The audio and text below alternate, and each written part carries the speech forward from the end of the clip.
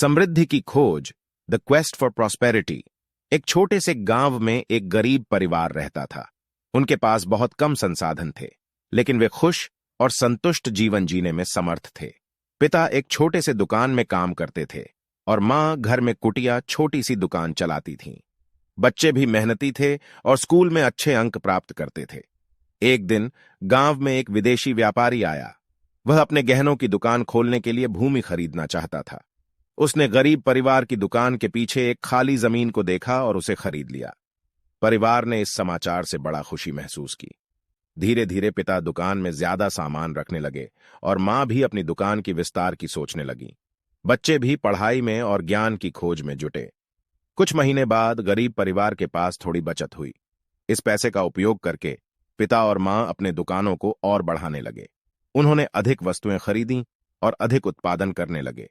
इससे उनकी आय बढ़ने लगी और उन्हें संबलता मिली। परंतु एक दिन पिता के दिमाग में एक सवाल उठा, हम इतनी मेहनत करके सिर्फ पैसे कमाने के लिए हैं क्या? वह अपने दोस्त से मिलकर इस सवाल को चर्चा करने लगे। उनके दोस्त ने एक कहानी सुनाई। एक बहुत अमीर व्यापारी अपने गांव के गुरु के पास गया। उसने उनसे पूछा, गुरुजी, मैंने इतने पैसे कमाए हैं, लेकिन मुझे अभी भी खुशी की कमी महसूस होती है। ऐसा क्यों है?